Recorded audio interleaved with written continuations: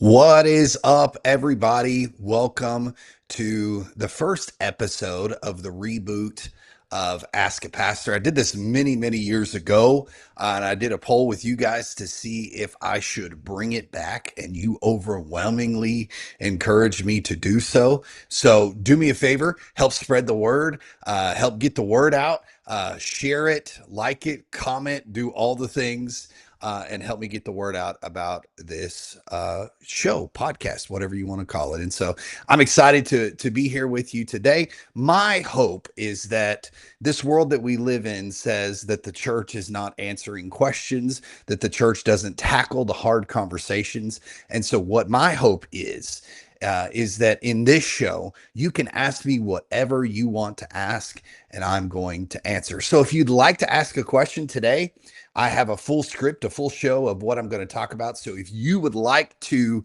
ask me a question, drop it in the comments. Drop it in the comments, whether you're watching YouTube, Facebook. If you're listening to this in the audio form on a podcast, I just want to encourage you to send an email. You can email my assistant, Kayla, Kayla, at hopechurchcleburne.com. She'll get it on my list. And make sure you watch, and I will answer your future questions on a future episode. And I just want you to know, there is no question that is off limits. I'm happy to answer whatever you want. I don't have anything to hide, and I want to answer your questions. And later on in future episodes, we'll do live questions, and I'll let you know when those are going to happen. But like, share, comment, do all the things. And so I thought I would kick it off, since this is Easter week. I thought I'd kick it off with an Easter episode.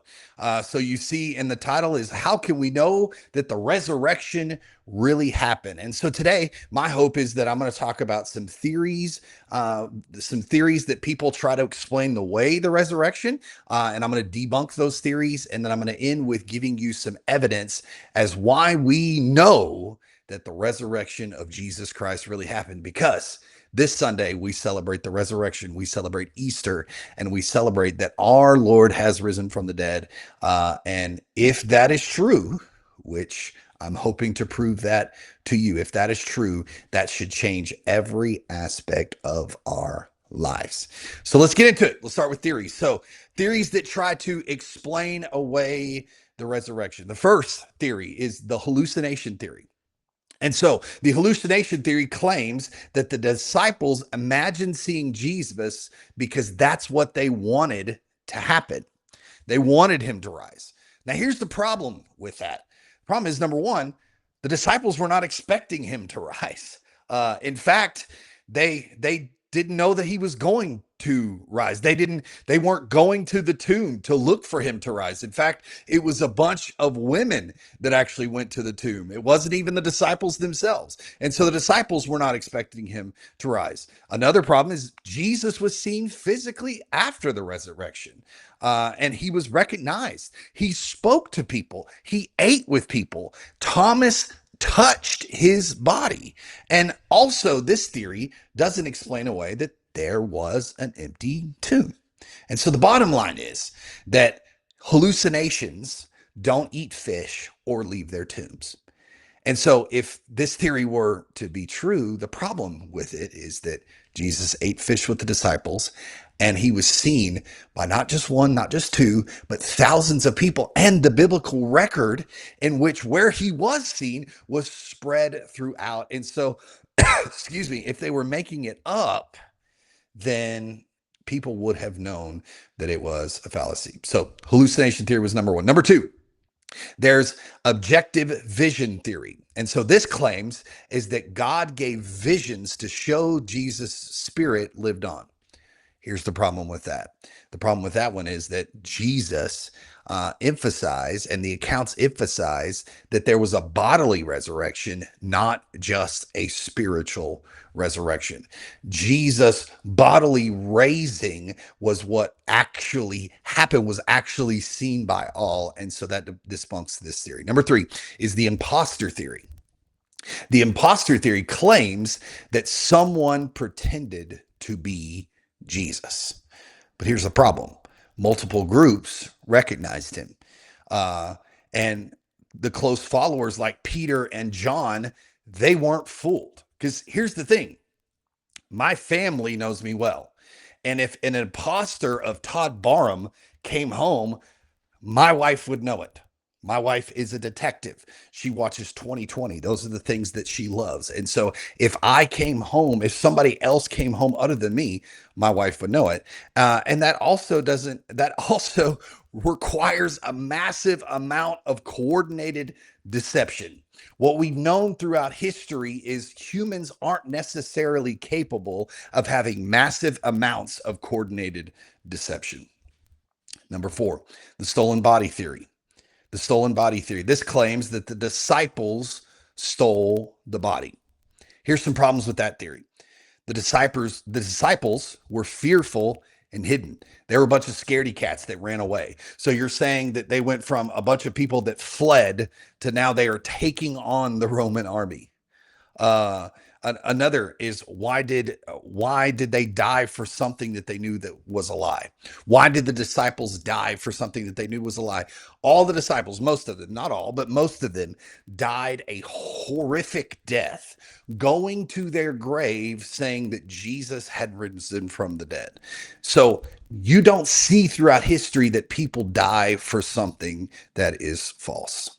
And again, this doesn't explain away the post resurrection appearances that Jesus had in many different ways.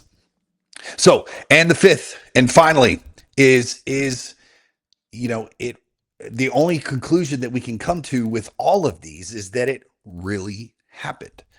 It really happened. So, the evidence that we have for the resurrection of Jesus. What are the evidence that we have? And so now we're going to flip the script and actually talk about what evidence we truly have. Now, these are a bunch of theories that you've seen, and you will probably, there's more out there. I know there's the swoon theory that Jesus wasn't really dead and he went to the grave, but that's not really even a good theory because even if he was almost dead, he was wrapped. And so he probably would have eventually died in the tomb. But what are some really hardcore evidences that we have that Jesus was actually risen from the dead? The first is all the eyewitness testimonies.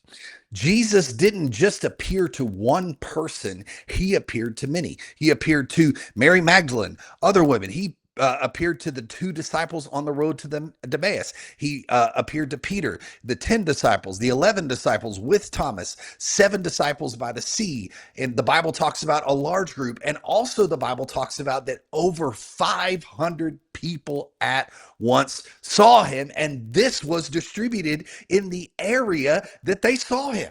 And so if they didn't actually see him, they would have said something about it. So here's the key insight is that most of them, Paul later in his writings said that most of these people that saw him are still alive. And he said, if you don't believe me, go ask him. And that's a pretty bold statement from Paul. If you don't believe me, go ask them. The next evidence we have is the empty tomb. All 4 gospels emphasize there was an empty tomb. Even opponents have to explain why the tomb was empty. They can't deny that the body is not there because the Romans didn't produce the body. Let me tell you, the Romans, the greatest empire, one of the greatest empires throughout history, all they had to do was produce the body of Jesus and it would squash Christianity, but they never could do it. Because if the body is still in the tomb, Christianity dies instantly. But they couldn't do it. They didn't do it. And no one throughout history has ever been able to prove that the body wasn't there. Or been able to prove that the body didn't actually leave the tomb. He's not there. He has risen. Another evidence is the transformation of the disciples. Before, they were afraid, they were hiding, they were confused, but after, they were bold, preaching publicly, willing to die for Jesus. Nearly all were martyred, screaming out that Jesus is alive. Guys, listen, nobody dies for what they know is a lie. And so if every single one of these men died a martyr's death saying that Jesus is alive, maybe, maybe, just maybe, we should take notice. Another evidence is the existence of the church today. The early church exploded throughout Jerusalem. This was the very place that Jesus was alive. This is the very place that Jesus was killed. This is the very place that if they knew it was a hoax, they could talk about it. And so if the resurrection is false, then the church is a giant hoax. But something happened. You critical thinkers have to think something happened that launched the church throughout the world. And what we believe as Christians, what we believe is what happened was the resurrection of Jesus. They saw Jesus die, but now he is alive. And if that is true, we have hope that we need to spread throughout all the world.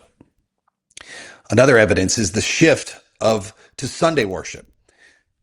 Originally, the Jews worshipped on Saturday, and now we have shifted our worship to Sunday. Suddenly, before thousands of years, Jews had worshipped on Saturday, and now suddenly Christians worship on Sunday. Why? Because Jesus rose on a Sunday. And this Sunday, if you're listening, this Sunday where I'm recording this right now, this Sunday is Easter Sunday, and we are celebrating that same resurrection this Sunday. Why? Because Jesus rose, and we have the hope of the world. Another testimony is that the New Testament itself bears witness to the resurrection. It's written by eyewitnesses and those that claim those not that just claim, those that were close to Jesus. And it's a unified message across multiple authors. Because here's the thing, here's the question you have to ask yourself. Where did the New Testament come from if it was not based upon real events? Because the story is consistent across many different authors, across different geographies. You have to ask yourself, how, if they were making it up, how did they get it right so closely together? Another is the fulfillment of prophecy. The Old Testament predicted the resurrection theme, and Jesus fulfills all of them. The resurrection fits into the larger prophetic story. God talked about from the garden that God was coming to stamp out the devil. Well, what's the way to do that? What's the way to do that? You conquer death. And Jesus fulfilled each and every one. I talked about on Sunday. He went through a horrific death. He was probably irrecognizable as a human being, but not a single bone in his body was broken. Why?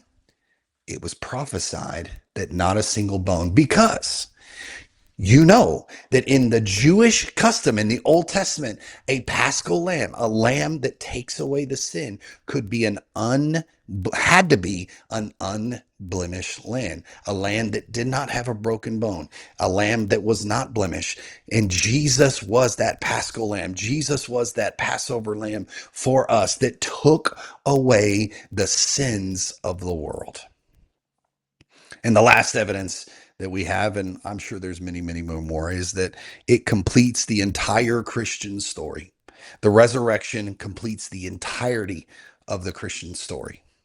It goes from sin in the garden to God's plan at the cross to the resurrection, which leads to the redemption of the world. Without it, Christianity collapses. Without it, there's no victory over death. Without it, there's no future resurrection for his church. And without it, there is no gospel. So where does that land us today? Where does this land us in this Ask a Pastor segment today? Where does that land us? It lands us with this. Every theory trying to explain away the resurrection has to ignore the evidence. but the evidence naturally points towards one conclusion. And what is that conclusion? The tomb was empty. People saw him alive, and everything changed because of it. So I want to encourage you. Maybe you don't believe this, but if it weren't true, why this Sunday is every church across the world going to celebrate that the tomb is empty and Jesus has risen? And one day, if we accept that relationship with him, one day we will be able to conquer death just in the same way that he did. One day we will be able to conquer death. So I want to encourage you with this. Maybe you're watching this today. Maybe you're not a part of Hope Church here in Cleveland. I want to encourage you this Sunday, just go to church. Just go to church and see what the people are doing. See what the people are celebrating. Because if you come to my church, what you're going to see is a group of people that are celebrating that we have hope. That even in the midst of this crazy war-torn world that we're living in right now, we have hope in Jesus. Why? Because the resurrection speaks that Jesus is alive. He's no longer in the grave. And one day, you and I will no longer have to be in our grave. And if we choose Jesus, if we live for him, we can be in heaven with him forever. So I'll just encourage you. Maybe you don't believe in God. Maybe you don't believe in the resurrection. Do some research. What the research shows you is that there is no body in the grave. You can go to the grave, but it's empty. What you can see is that Jesus is alive and he is coming for us. So I want to encourage you, if you don't have a church to go to the church that's closest to you. If you're in the Johnson County, Cleveland area, come to Hope Church. Remember, Hope Church, we have 3 services, 8:30, 10, and 11:30. You are not going to want to miss it. It is going to be an awesome Easter Sunday. We've got a lot coming your way. I want this to be beneficial to you. This is the first episode. This will probably be a little shorter than the other episodes. I want to answer your questions. So drop your questions in the comments. If I got something wrong, tell me in the comments. I would love to correct myself. And because I want to give you the truth. I don't want to give you my opinion. I want to give you the truth. This world is full of people giving their opinions, and I'm not interested in my opinion. I'm interested in the truth. And my hope for this podcast is that we can bring the truth to you, because you live in a world where you don't know who to believe. And I'm not saying necessarily that you can believe me, but what I'm saying is I'm bringing the truth, and I know that you can believe in the truth of Jesus Christ. So if you're watching, drop a comment, drop your question in the comments, or you can email us. Email my assistant, Kayla, Kayla at hopechurchcleburne.com, and she'll get it on my rundown to talk about next time. I'll see how many questions I get and how frequently I have to do this. But if it's overwhelming, I'll try to do one next week. But send me your questions. I would love to answer all your questions. I would love to be a resource to you. But I hope you have an awesome Easter Sunday. I hope you have an awesome week. And just know this: Jesus is alive, the tomb is empty, and we have hope.